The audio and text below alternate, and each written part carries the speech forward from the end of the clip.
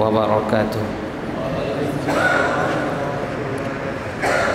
আমরা সবাই দরুদ শরীফ পড়ি আল্লাহুম্মা সাল্লি আলা মুহাম্মদ ওয়া আলা আলি মুহাম্মদ কামা সাল্লাইতা আলা ইব্রাহিম ওয়া আলা আলি ইব্রাহিম ইন্নাকা হামিদুম মাজিদ اللهم بارك على محمد وعلى آل محمد كما باركت على إبراهيم وعلى آل إبراهيم إنك حميد مجيد اللهم صل على محمد وعلى آل محمد كما صليت على إبراهيم وعلى آل إبراهيم إنك حميد مجيد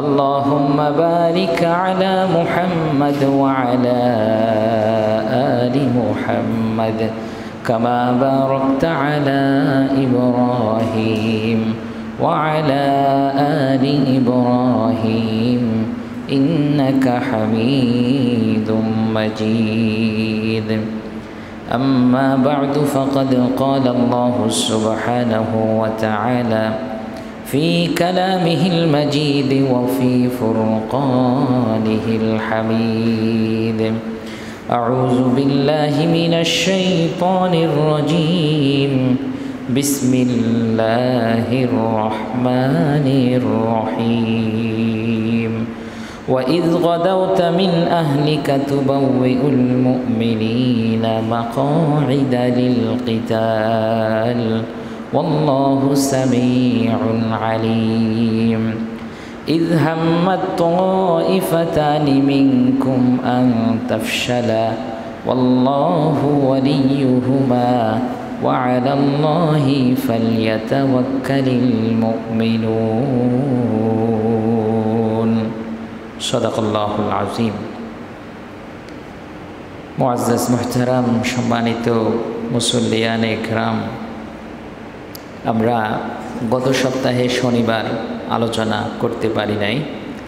আজকে আমরা সূরা আলে ইমরানের 121 নম্বর আয়াত থেকে 130 নম্বর আয়াত পর্যন্ত আলোচনা করব ইনশাআল্লাহ। 129, 121 থেকে 129 এক রুকু। প্রত্যেক শনিবার বাদ এশা আমরা এক রুকু আলোচনা করি, সেই জায়গা থেকে আজকেও এক রুকু আলোচনা হবে খুব সংক্ষিপ্ত স্বরে। আজকে 3টা প্রোগ্রাম ছিল, বুঝছেন, মানে ব্যস্ততা এমনভাবে আমাকে আষ্টে পৃষ্ঠে রেখেছে, মানে বলার কোনো ভাষা নাই। কালকে আসছি সকালবেলা, এসে নামাজ পড়ায় গেছি এক জায়গায়, ওখান থেকে আসতে আসতে এশা। আজকে সকালবেলা গেছি, জোহরের আগে একটা প্রোগ্রাম, জোহরের পরে একটা প্রোগ্রাম, আসতে আরেকটা প্রোগ্রাম। এই অবস্থায় দিন যাচ্ছে। তো আল্লাহ তাআলা আমার মাধ্যমে খিদমত নিচ্ছেন কোরআনের, এটাই শুকরিয়া, আলহামদুলিল্লাহ। তো আজকে আমরা আলোচনা করতেছি 121 নম্বর আয়াত। আল্লাহ রাব্বুল আলামিন বলছেন, আজকের আলোচনার প্রসঙ্গ উহুদ যুদ্ধকে কেন্দ্র করে। এই আলোচনার মূল প্রতিপাদ্য বিষয় হলো আল্লাহ রাব্বুল আলামিনের উপর তাওয়াক্কুল করা। উহুদ যুদ্ধটা সংগঠিত হয়েছিল রাসূলের জীবনে 3য় হিজরিতে, সেটা ইংরেজিতে 625 খ্রিস্টাব্দে, আর 3য় হিজরির শাওয়াল মাসের 7 তারিখে উহুদ যুদ্ধ সংগঠিত হয়েছে। উহুদ এটা একটা পাহাড়ের নাম, যারা হাজি সাহেব আছেন তারা দেখেছেন।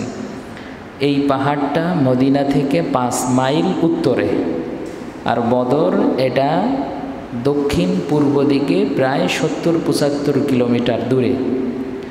তো আল্লাহ রাব্বুল আলামিন উহুদ এবং বদর উভয় যুদ্ধের কথাই এখানে বলবেন।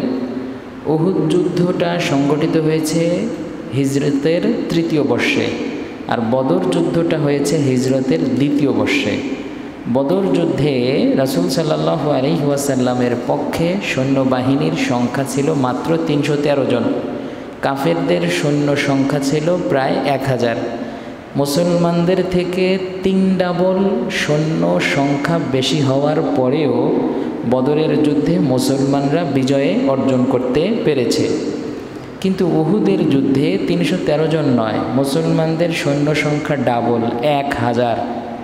তার মধ্যে থেকে 300 জন ভাগায়া নিয়ে গেছে মুনাফিকের সর্দার, আরও থাকে কতজন? 700 জন। 700 জন মিলেও উহুদের যুদ্ধে যুদ্ধ করে মুসলমানরা বিজয় ছিনিয়ে আনতে পারে নাই। তার কারণ ওই সময়ে রাসূল যে নির্দেশনা দিয়েছেন ওই নির্দেশনাকে সঠিকভাবে ফলো করা হয় নাই। এটা হচ্ছে আজকের আলোচনার মূল কথা। এবার চলেন আল্লাহ তাআলা কিভাবে বলছেন সেটা শুনি। 121 নম্বর আল্লাহ বলেন, وَإِذْ غَدَوْتَ مِنْ أَهْلِكَ تُبَوِّئُ الْمُؤْمِنِينَ مَقَاعِدَ لِلْقِتَالِ وَاللَّهُ سَمِيعٌ عَلِيمٌ। ওয়া এবং ইজ যখন গদাউতা সকালবেলা বের হয়েছেন, মিন আহলিকা আপনার পরিবার পরিজন থেকে, তুবাউইউ আপনি সাজিয়েছেন, আল মুমিনিন মুমিনদেরকে, মাকাঈদা লিল কিতাল যুদ্ধের ময়দানে রণাঙ্গনে সৈন্য সমাবেশ করেছেন আপনি সকালবেলা। মানে বদরের প্রান্তরে কাফের মুশরিকরা কুরাইশরা যখন হেরে গেল, পরাজিত হলো, তখন তারা প্রায় 70 জন কাফের মারা গেছে বদরের যুদ্ধে, আবার 70 জন বন্দীও হয়েছে। তো তারা সেই ক্রোধটাকে আর সহ্য করতে পারছে না, এই অপমান সহ্য করতে পারছে না। এজন্য আবু সুফিয়ান, বদরের যুদ্ধের নেতা ছিল আবু জেহেল। আবু জেহেল ওই বদরের যুদ্ধে খতম। এখন তারা আবার মুসলমানরা যে মদিনা স্টেটে থাকে এখানে আক্রমণ করবে, এজন্য 3000 নেতৃত্ব দিচ্ছে আবু সুফিয়ান। আবু সুফিয়ান কিন্তু নেতা হিসেবে অনেক সুখ্যাতি তার আছে। আর আবু সুফিয়ানের স্ত্রী নাম হচ্ছে হিন্দা। এরা আগে থেকেই যুদ্ধাংদেহী, এরা আগে থেকেই যুদ্ধের ব্যাপারে সমর কৌশলী, অনেক বেশি পরিমাণে পরাঙ্গম সৈনিক। তো তারা 3000 সৈন্য নিয়ে মুসলমানদেরকে আক্রমণ করার জন্য এগিয়ে আসছে। আর মুসলমানরা 1000 সৈন্য প্রস্তুত করেছে। মুসলমানদের মধ্যে 2 ধরনের বিভেদ ছিল। একদল বলছে যে তারা তো মদিনায় এসে আক্রমণ করবে, তো আমরা মদিনার বাইরে যাওয়ার দরকার নাই, মদিনা থেকেই তাদেরকে প্রতিরোধ করব। রাসূল সাল্লাল্লাহু আলাইহি ওয়াসাল্লাম সাহাবায়ে কেরামদের মাঝে পরামর্শ করছেন, কিন্তু যুবক সাহাবী যারা বদরের যুদ্ধে অংশগ্রহণ করতে পারে নাই তাদের আকাঙ্ক্ষা ছিল শাহাদাতের। আমাদের আকাঙ্ক্ষা হলো বেঁচে থাকার, 60 বছর আছেই, আরও 10 বছর যদি বাঁচতে পারি। কিন্তু সাহাবায়ে কেরাম বেঁচে থাকার আকাঙ্ক্ষা নাই, তাদের আকাঙ্ক্ষা ছিল কিভাবে শহীদ হয়ে আল্লাহর জান্নাত ক্রয় করা যায়। তো বদরের প্রান্তরে যারা শহীদ হতে পারেন নাই, বদরের প্রান্তরে যারা যুদ্ধ করতে পারেন নাই, ওই সমস্ত যুবক সাহাবীরা বলছেন আমরা মদিনার ভিতরে থেকে যুদ্ধ করব না, মদিনার বাইরে থেকেই আবু সুফিয়ানের বাহিনীকে প্রতিরোধ করব। তারপর যখন সিদ্ধান্ত হয়েই গেল, রাসূল সাল্লাল্লাহু আলাইহি ওয়াসাল্লাম পরিবারের মধ্যে ঢুকেছেন। যখন রাসূল ঘর থেকে বের হলেন, বের হওয়ার সাথে সাথে রাসূলের গায়ে যুদ্ধের পোশাক। সুবহানাল্লাহ। কার গায়ে যুদ্ধের পোশাক? রাসূলের গায়ে।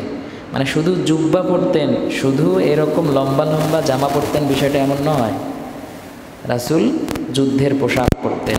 হঠাৎ যদি আমার গায়ে দেখেন আর্মির পোশাক, তাহলে আমার ইমামতি থাকবে নাকি? হুজুর প্যান্ট শার্ট পরছে, তার পেছনে নামাজ হবে? রাসূল সাল্লাল্লাহু আলাইহি ওয়াসাল্লাম যুদ্ধের ময়দানে যুদ্ধ করার জন্য ঘর থেকে বের হয়েছেন, গায়ের মধ্যে যুদ্ধের পোশাক। এবার যারা মতামত দিয়েছে